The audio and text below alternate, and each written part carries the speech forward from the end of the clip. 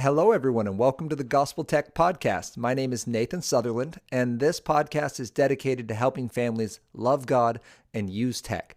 Today, we are continuing our conversation on how can we reestablish tech boundaries, and we are diving specifically into another analog adventure. So last week, if you didn't listen to it, it was all about board games and basically what's the argument for board games? How are they not actually punishment, but they're actually fun, they're incredible outlets, and they can really meet our kids in a lot of their need for adventure and social connection, but without overstimulation and without kind of the pre-programmed rewards that come with a lot of social media and video games and things like that. So today's conversation then is, well, how do we look at books in a similar way? So we're actually going to go to reading as an outlet, and I promise it's not punishment. If you are not a reader, I hope this is super encouraging for you, because I don't want people to hear this as like, oh man, reading, that's for those, ivory tower people, but we're real folk and we just don't have time, because I get that that's a real thing. Or some of my very personal favorite people pass out as soon as they start reading, right? Like they read 6 words and just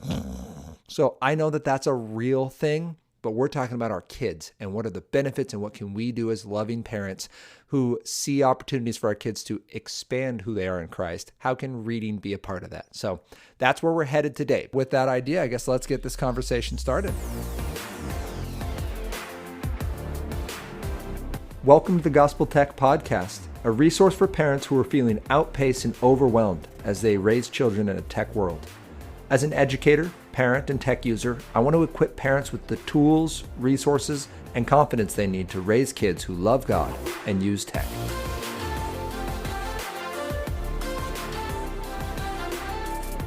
Before we dive in too deep, I just wanted to say thank you to everyone who's been listening. If you have friends or family or acquaintances that you think could benefit from this, please share the podcast, and thank you to everyone who is.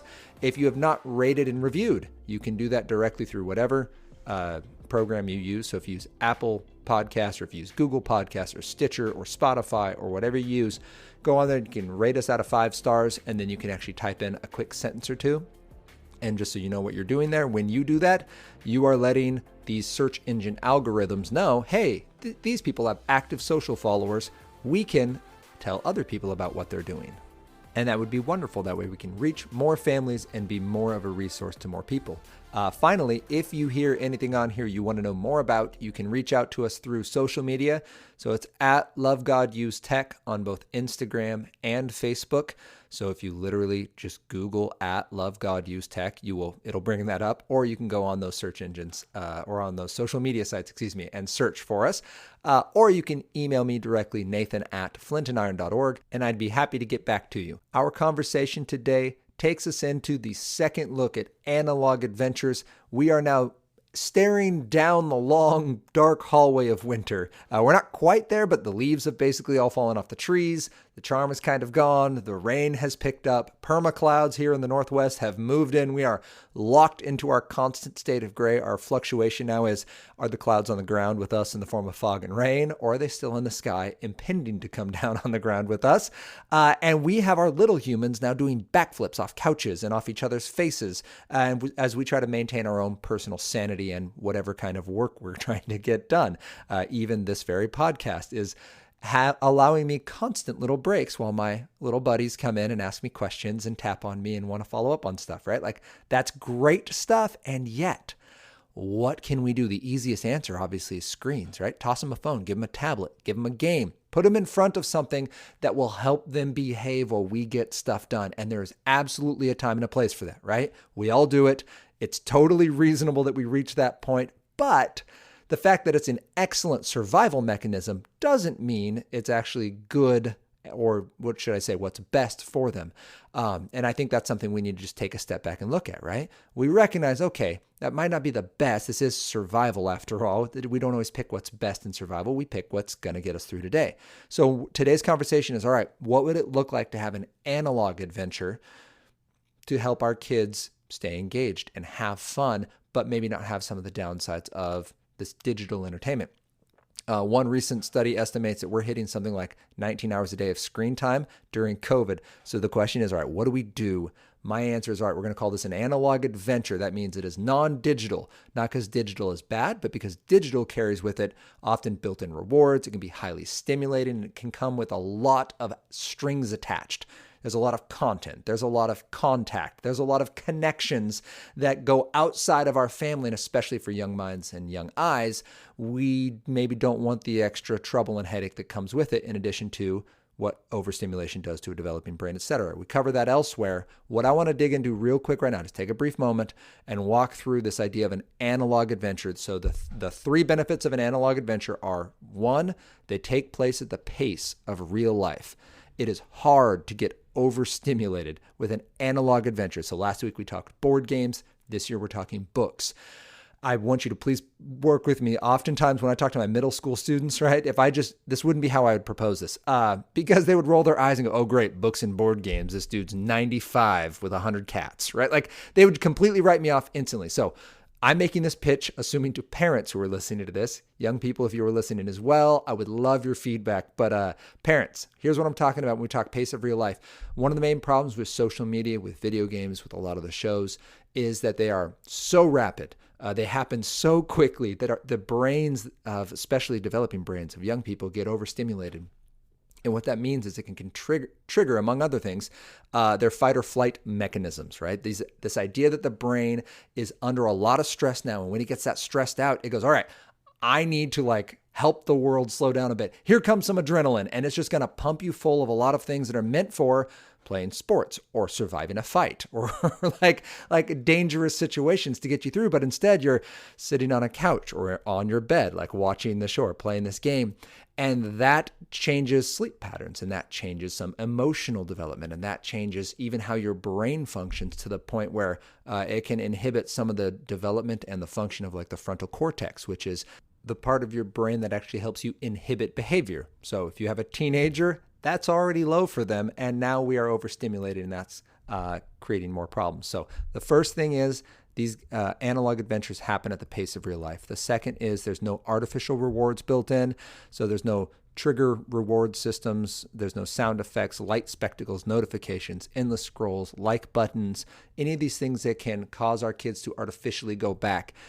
You can ask kids when they're on social media or when they're playing a game if they've ever done those activities beyond the point when it was fun. And almost every kid who's been a part of those activities will say, yes, at some point I've played a game after it was fun and I just kept playing it, or I was on social media way after I felt terrible about myself, but I stayed on social media. And when you ask why, they often won't know. But the answer is because they are programmed to retain attention and to retain their user focus. And that is what artificially can be done, but what analog adventures can remove. So there's no artificial rewards. They take place at the pace of real life. And the third is that they're just fun. These can focus in on our kids' natural interests, passions, giftings, and allow us to build positive experiences with our kids, so kind of pro-social opportunities, but they also allow our kids to develop in their own kind of avenue. They're not being directed by a script. They're not just consuming other people's ideas. They're out there making interesting activities and experience and memories, and then they get the kind of the enjoyment of that, of recognizing this is something they did. So that's when we talk analog adventures. That is why when I look at my three kiddos, right, I've got a 7-year-old, he loves building. And so we literally bummed an old Lego set that didn't have all of its parts from a family friend, and we scoured the web. If you actually, I'll try to find a way to post this, but I have a picture of the list. He went through the list of parts. You can go to lego.com, look up old parts manuals, and they will tell you all the parts. And he found them, put them in a 1-gallon bag, and crossed them off as he got them. And now he's building it, right? And that was hours of entertainment for, I think it was $20 for me to go online and buy the missing parts, right?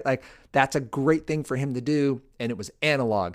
The middle child, 5-year-old, loves puzzles. So we swapped games with a friend and we got a cool little puzzle game that's basically analog Tetris. It's all the spatial reasoning. You got to fit all these pieces under this block.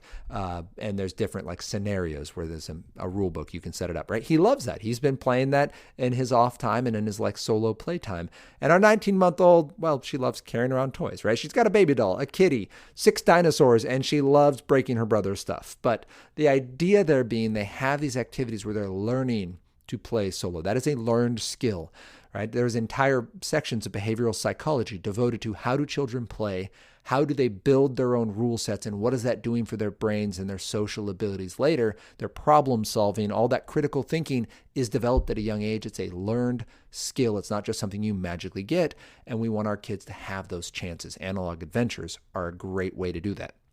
So, now that we've established this idea of analog adventures, if you want more help with this, you can go check out gospeltechworkshop.com, and I actually walk you through both why we're doing it. I give you a lot more background context, and there's a workbook that actually walks you through with your family on how to do this. You're going to set up kind of your own family boundaries and expectations, and then you're also going to set up some of these analog adventures and these intentional forays into a slower paced form of fun so you can actually get joy out of life, not just out of stimuli.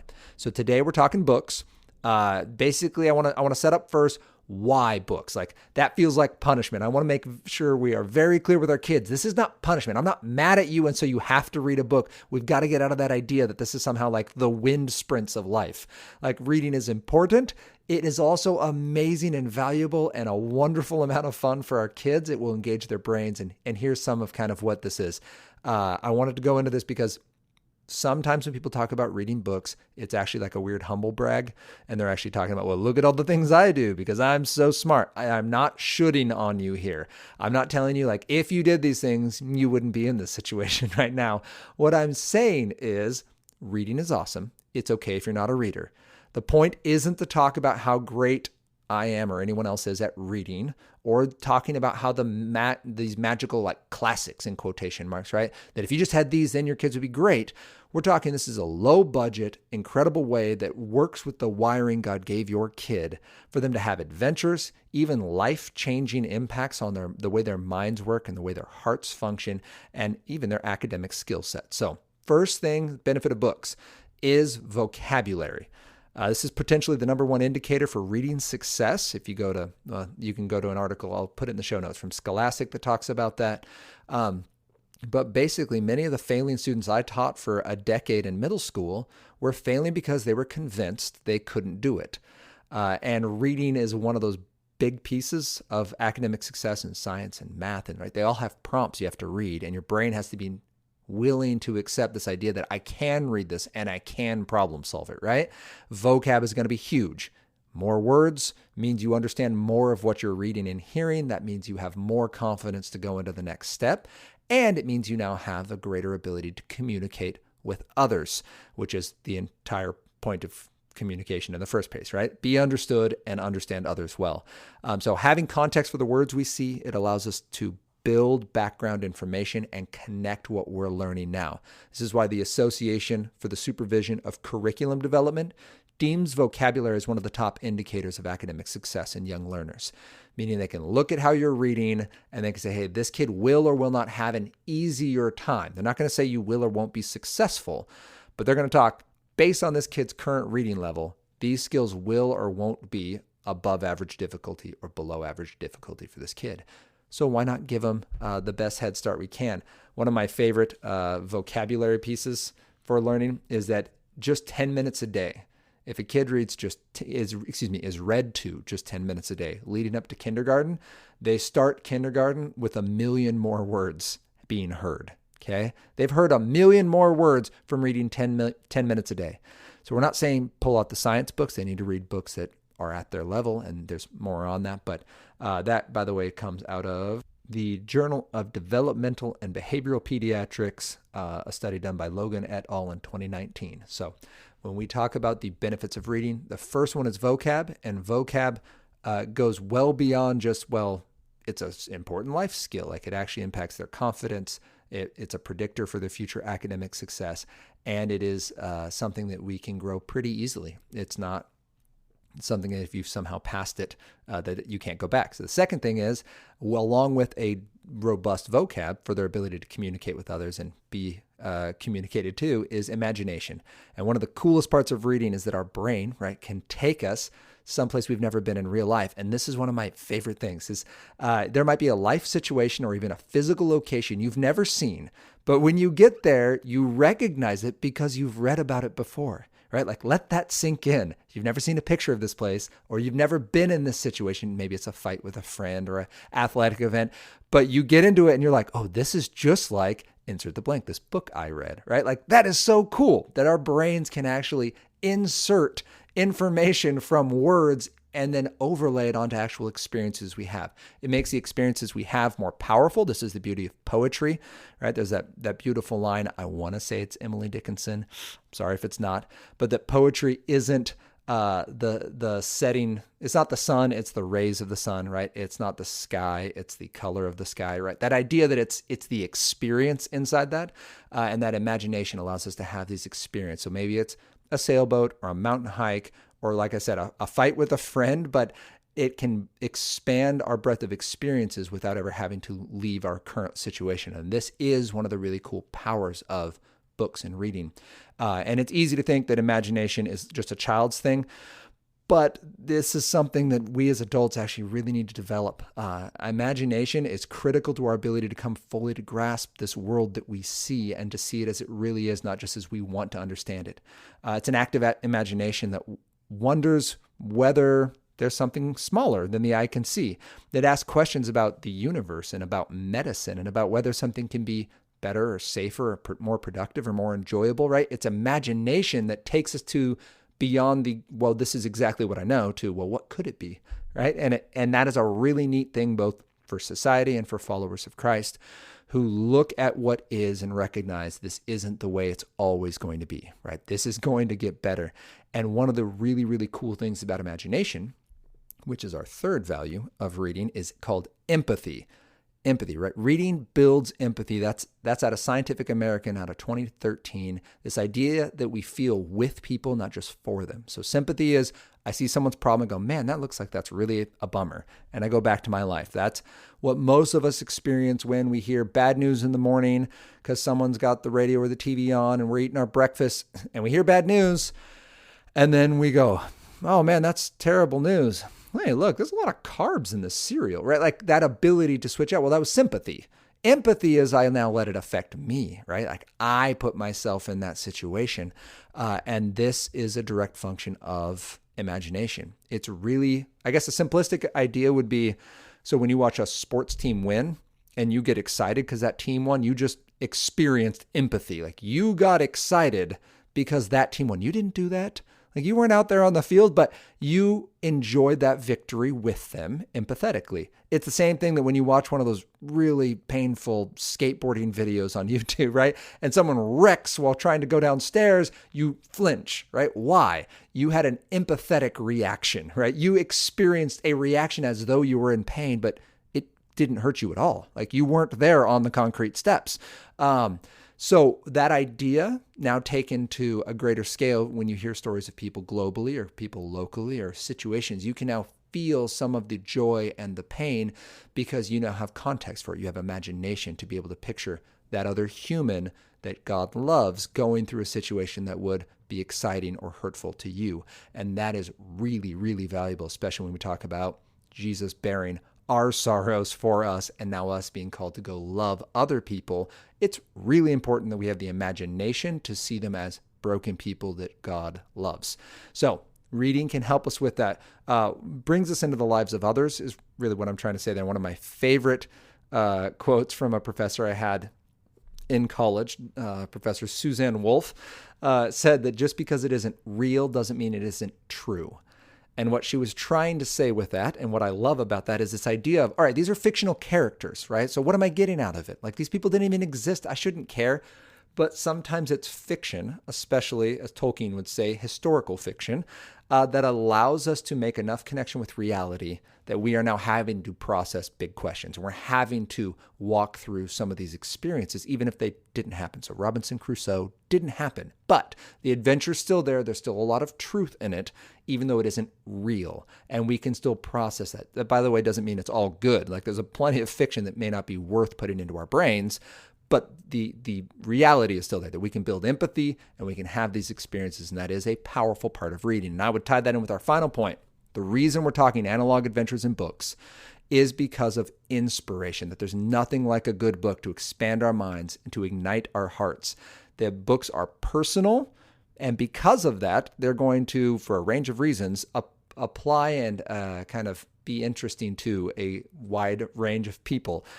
So I was never more aware of this than when I was teaching middle school. I had put up a bunch of book covers on my wall, trying to encourage students to go out and try new books, right? So these are highly recommended books by my students, and they also were, for the most part, highly awarded books. So they came in like a certain vein, right? That's not a very broad group of books there, but these were, I just printed off the covers and put them up and said, like, you guys can check these out from our library. And one day a student walked in, he looked at the books, and he looked at me, and he goes, "Mr. Sutherland, you need to know something about us here," because this was only maybe my second year at the school. And he goes, "We don't read books like this. We play sports." And I was like, oh, like that's actually a really good point. Like, I looked at this set of books and I'm like, all right, like there are lots of people who love these books. They're really well regarded, but there's a whole group of students who just don't care, right? Like, this isn't sports books. I needed sports books. And that was true. I ended up adding sports books and adding books about animals and adding books about science and math, right? Like, there are a lot of autobiographies and biographies on there, right? Like, I had a bunch of fiction, and it was mostly like fantastical sci-fi fiction, right? And that isn't everyone's thing. So just know that because they can be so inspirational and they can kind of pick a certain spot in different kids' minds and hearts that inspire them and that catch their attention.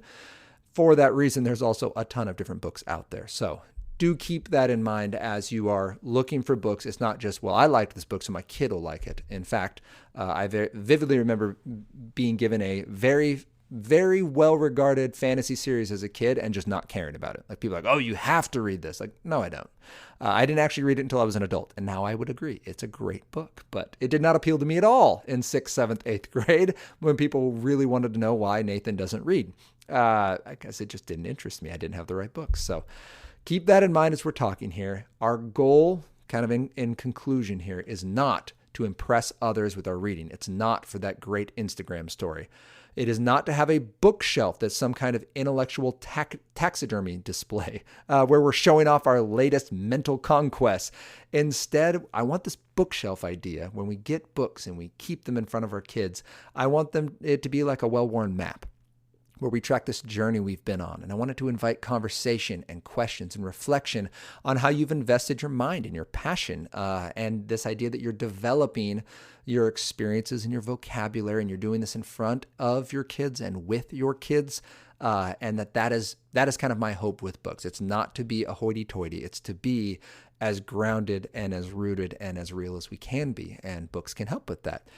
So I know what some of you are saying. Maybe my kids hate reading, right? They don't. I promise they don't hate reading. They might hate reading compared to their favorite drool tech. They might hate reading because they've been convinced that reading is all lame because we've only been giving them books that they don't care about.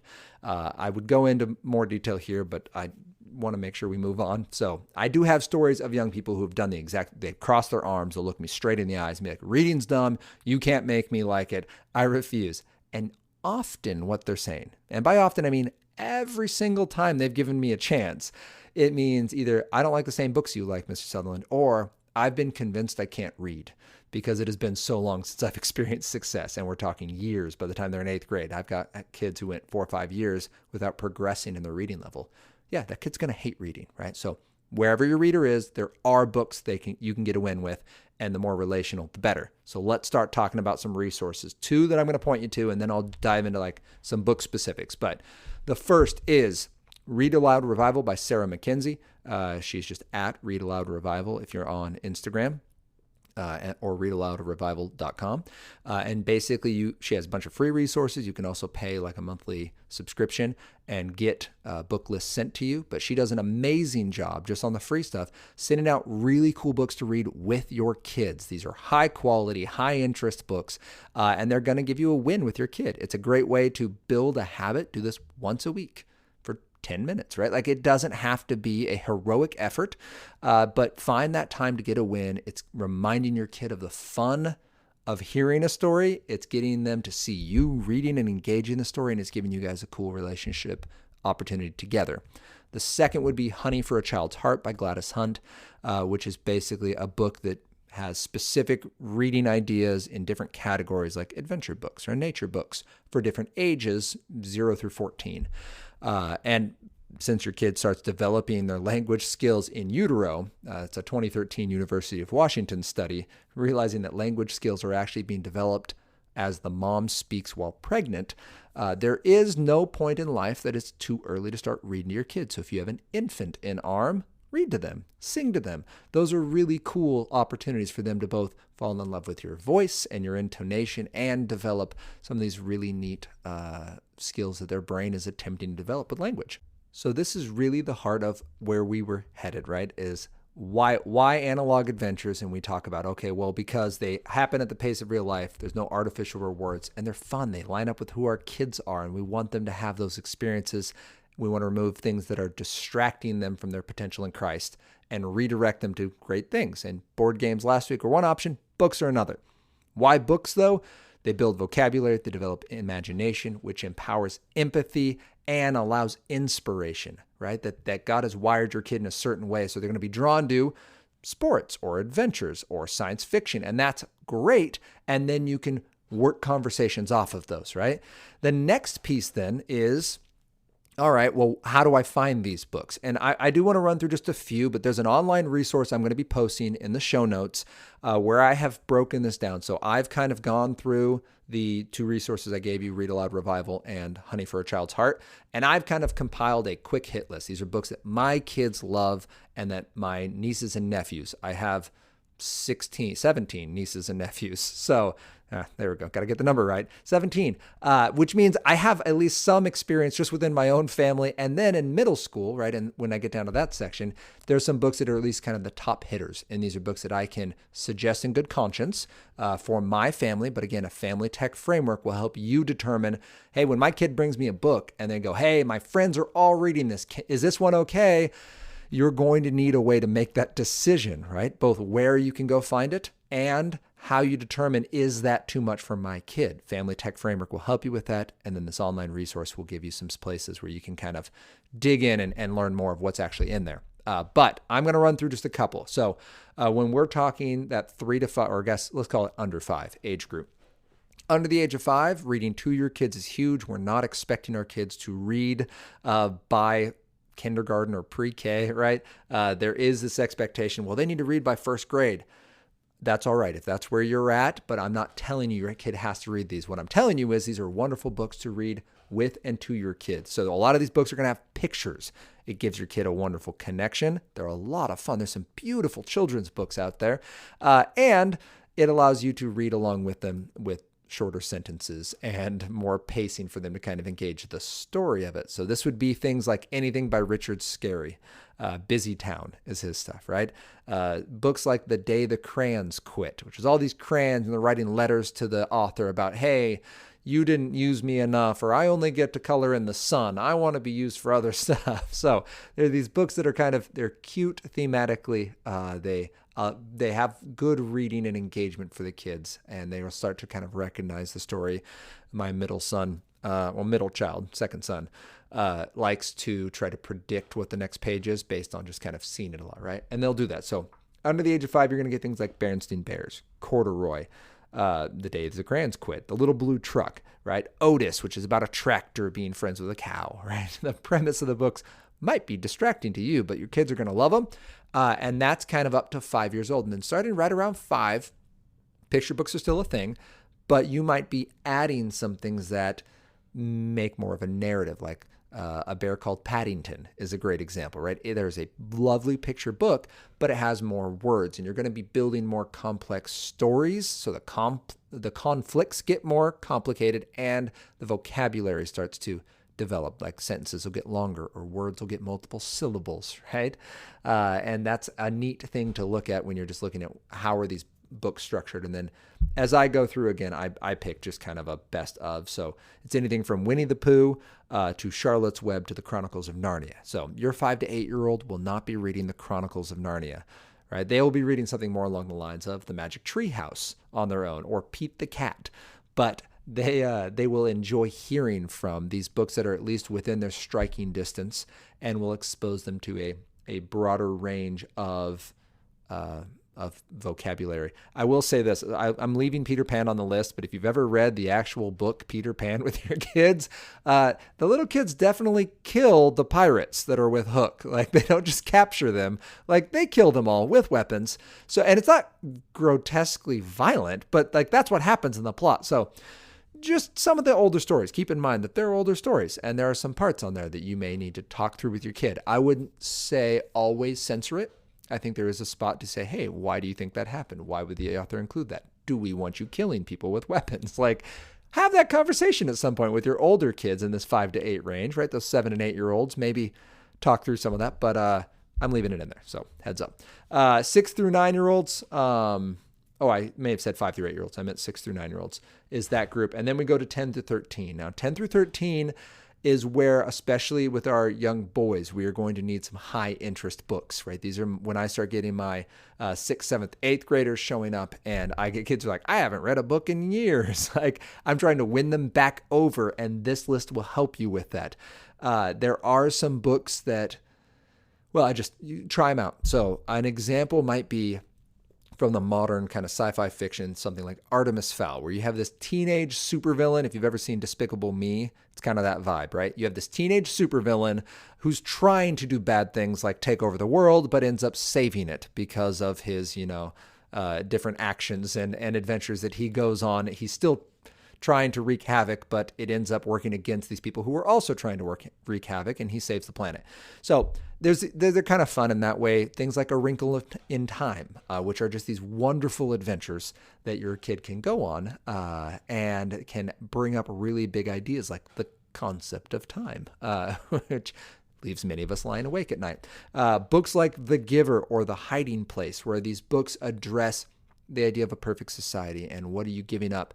How much freedom would you give up to obtain safety? Or in the hiding place, right? The place where that went reverse, and an autocratic government began taking people's safety in order to provide what they believed would be a perfect society. And that's specifically written from Corrie ten Boom's experience hiding Jews in, I want to say Holland. Now that I'm saying it on a microphone, I kind of forget, but I believe it's in Holland that she is doing that. So amazing books. These are high interest books and ones that I can stand behind. And if you ever just need a good cry, where the red fern grows. And then you bump up to kind of that 14 to 16-ish age group. And this is where I just put a bunch of the kind of really exciting pop books. You're going to see Harry Potter in there. If you're not a big fan of Harry Potter, you can skip it.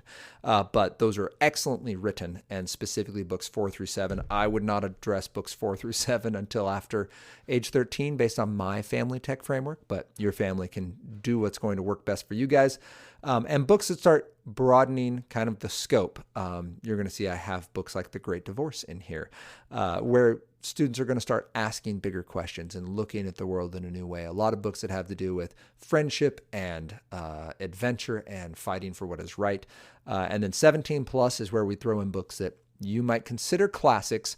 I do not put them in there just because they're classics. I put them in there because they are valuable reads, and they are going to change the way kids look at stuff. Specifically, books like The Tale of Two Cities, which, just warn your kid, it has a really slow start. But is an amazing concept, especially in today's day and age, when we're talking about forms of government and how revolution happens and what does it look like to have equity and justice. Les Miserables could be added to that, but it's like 600 pages longer. So I start with A Tale of Two Cities, and it's a wonderful, by Charles Dickens. It's a great book talking about London and Paris and the way these two revolutions go down, and walk through it in a very human way. So I love that. I'm a big fan of Jane Eyre for people that want to get a good read, written by a woman, Charlotte Bronte, at a time when she had to have a pen name to pretend to be a man because they wouldn't let her basically publish a book. I love that story. And so you're going to get books like that. Things Fall Apart by Chinua Achebe, written about some of the unintended impacts of things like missionary work around the world, where Christians are going, but then they're assuming that they're better than the people there, rather than seeing people empathetically as people that God loves and has sent his son for. So I love that book for that, and there's books like that. So as you are reading this list, the goal isn't be impressed by the list Nathan made. It's, man, can any of these books engage my kid? Can any of them be an adventure we can have together? Will any of them help ask big questions and see God in a new way? This list is not exhaustive. It's a start. Again, I didn't want to blow people's socks off. My hope is to instead encourage you and point you towards these other great resources. Go find those other books. There's some other resources in the online resource I'll post where you can go to, other, like Goodreads is a place you can go search books you liked and like them, and then actually it will suggest other books that are like that for you. So basically like an online librarian. In closing this conversation, I want to just give you a few pointers to, all right, where can I get these books? Like, this is great. Analog Adventures, woohoo! What should I do to get this? First and foremost, public libraries, because your tax dollars are already paying for it. So most libraries are doing some kind of contactless pickup at this point. You can reserve books through their website. You can go and select a pickup time, and I'm actually doing it this afternoon. I'm going to drive by. They will have a bag, a brown paper bag undercover, and I can walk over, grab my bag, and walk out. When I come back and return the books, they actually put them in little book quarantine and let them time out the survival length of the 2 weeks of the COVID virus, and then they will put them back into circulation. So use your public library.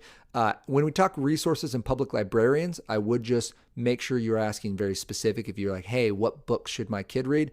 I have found kind of mixed reviews. Either they give books and I'm like, well, that wasn't the best. My university librarians were amazing, like research librarians, but I have found kind of a mixed review when I use my local librarian. So do just keep that in mind, that you still need to be the one making the call on whether your kid reads that book. The second resource is an e-resource or an e-library resource.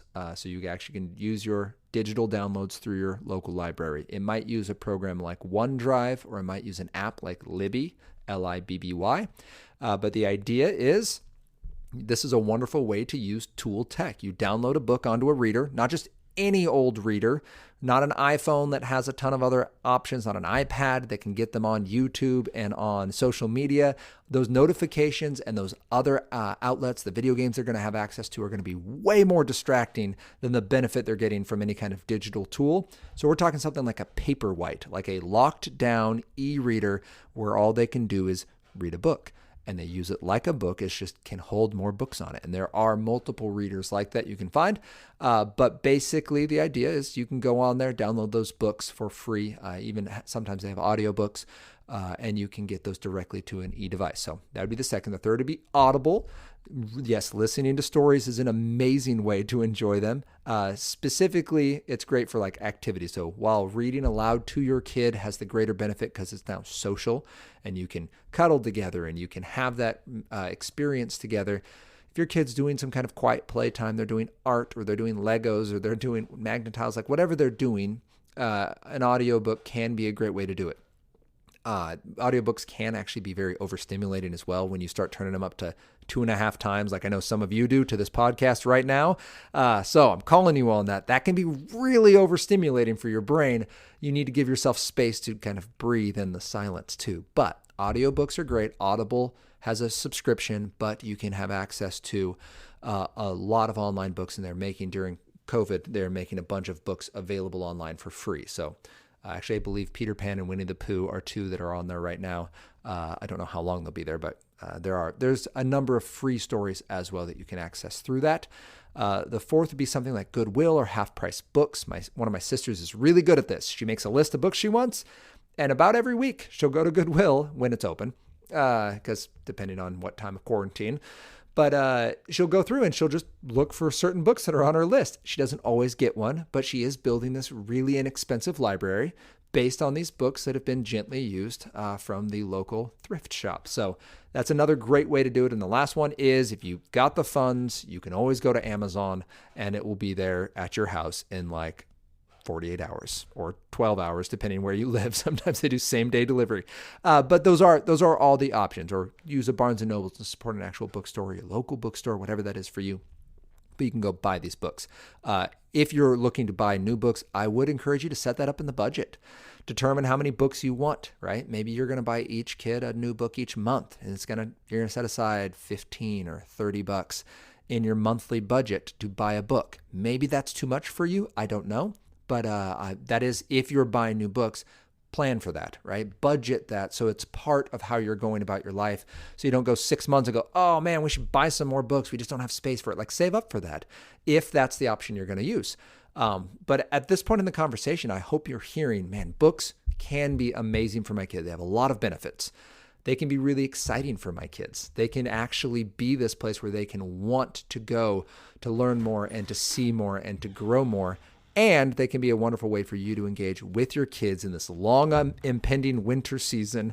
That books can be an amazing resource for us and for our families. They can inspire our hearts, widen our perspectives and our experiences, and help us really love those in our lives and improve even our academic success. So there's a lot of upside on that. I hope that in hearing this, you are encouraged. I hope that you are willing to kind of check out those options and see some analog adventures, in this case, reading books.